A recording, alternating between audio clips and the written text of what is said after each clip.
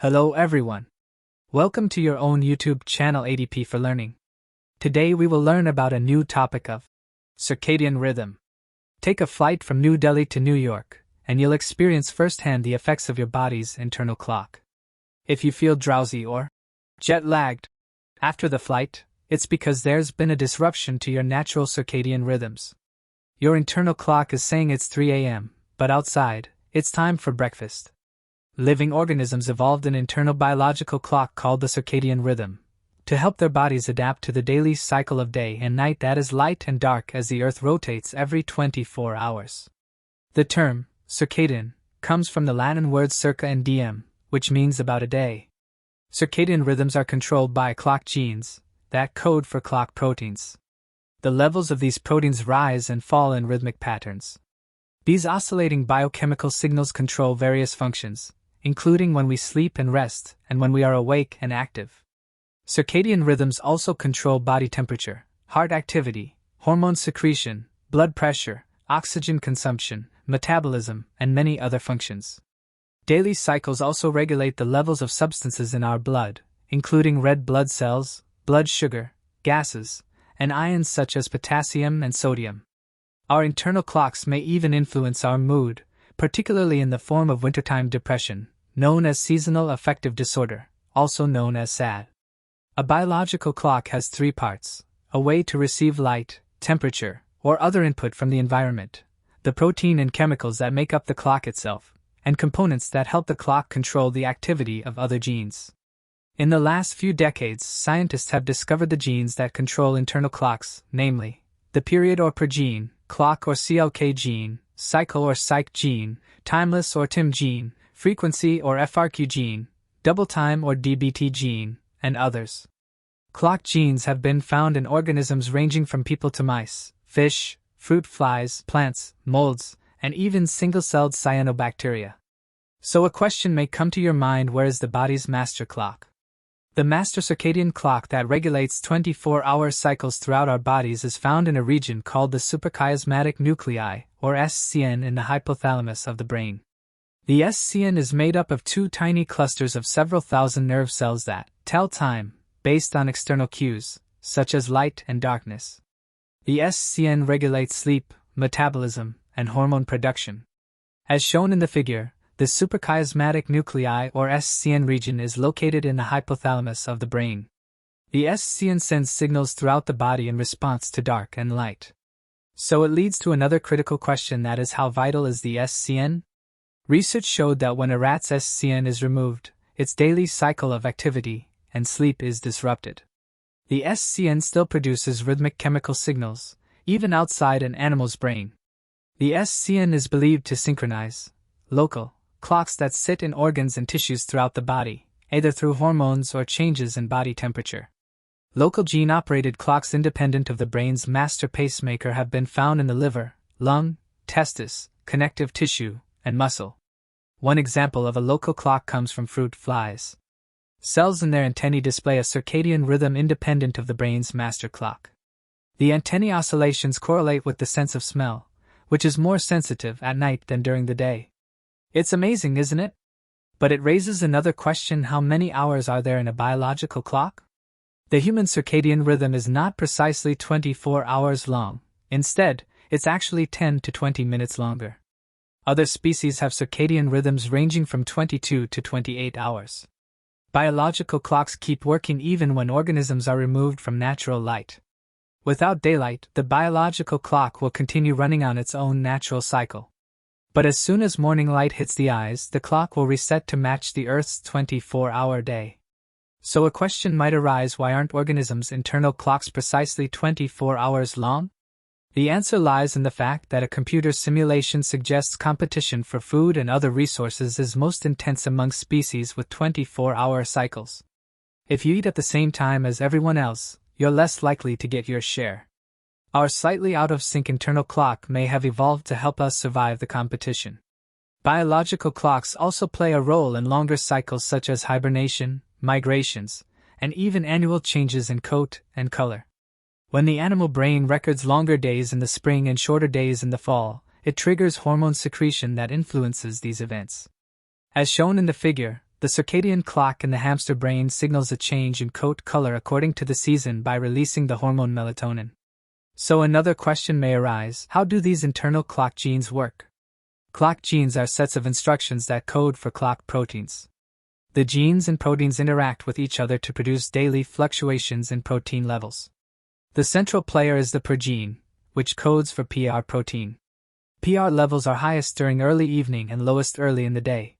In fruit flies, the clock gene, which is the CLK gene, and the cycle gene, that is, cyc gene products work together to activate the PER and TIM genes so they produce proteins.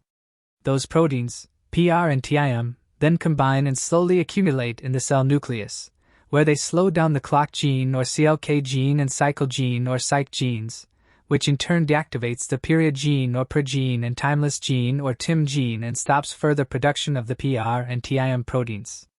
As PR and TIM diminish, clock and cycle genes kick into action again, starting a new daily cycle. The cycle is a bit more complicated in mammals, in which the clock gene or CLK gene works with a gene named MAL1 instead of a cycle gene or cyc gene.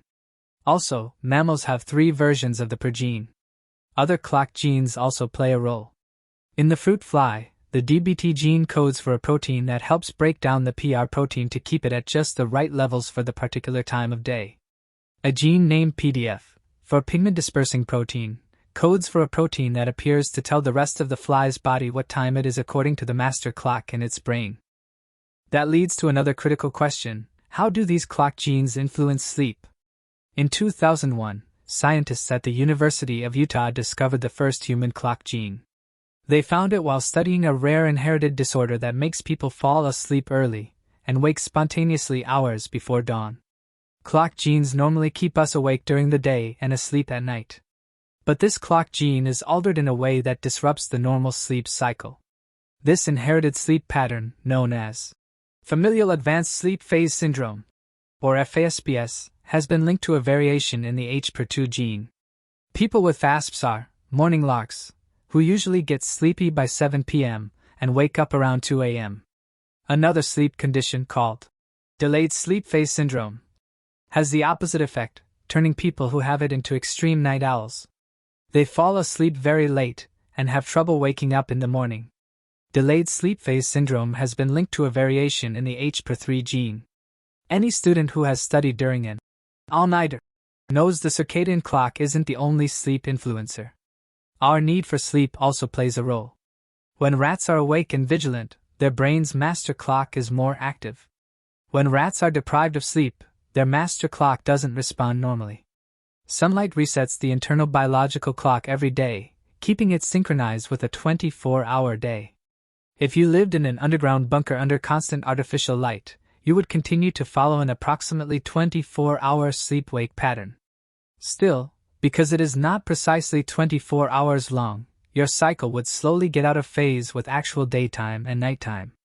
Air travel to a distant time zone can also disrupt regular cycles.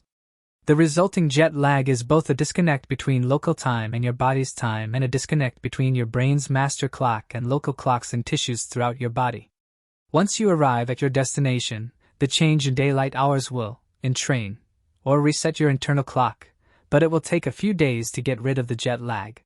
So that leads to another question: what are the health implications of clock genes? Understanding exactly how clock genes work may help scientists develop new medicines that adjust or reset the human biological clock to treat the ill effects of jet lag, night shift work, or wintertime depression. Clock genes may also offer clues to sleep disorders such as narcolepsy, which makes people feel sleepy during the day. Our internal clock controls hormone levels, which can affect the way our bodies respond to certain medications. Better knowledge of circadian rhythms may improve the effectiveness of medications by revealing the best times to take them. Light is used to treat people with seasonal affective disorder, the form of depression that surfaces during the shorter days of winter.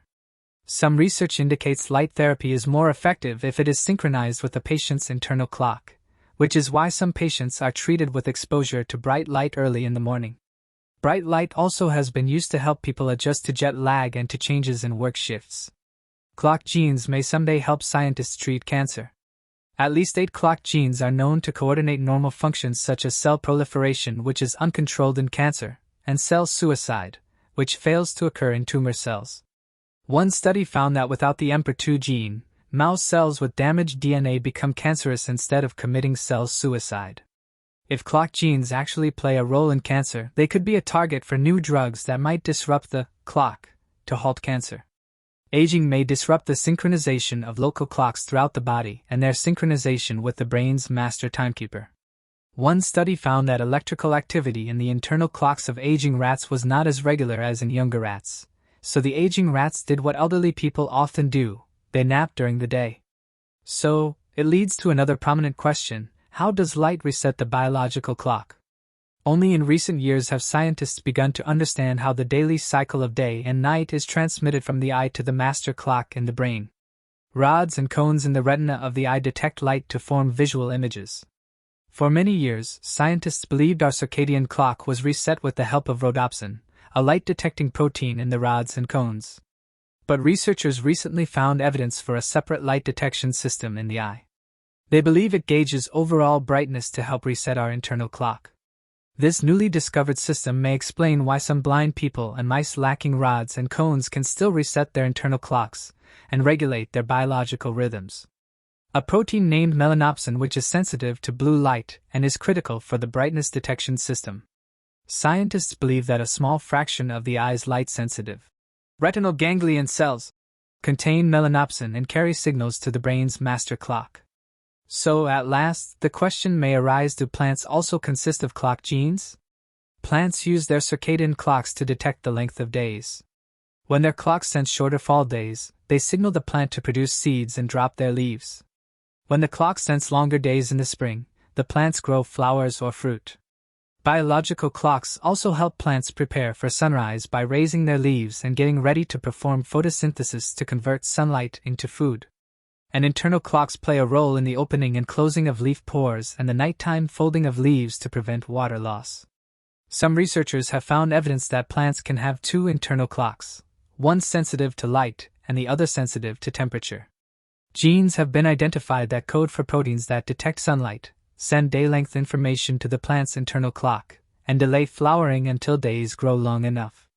By learning to manipulate the genetic clock in plants, scientists may be able to make crops more productive, more resistant to stressful conditions, and better able to grow in a wider range of environments.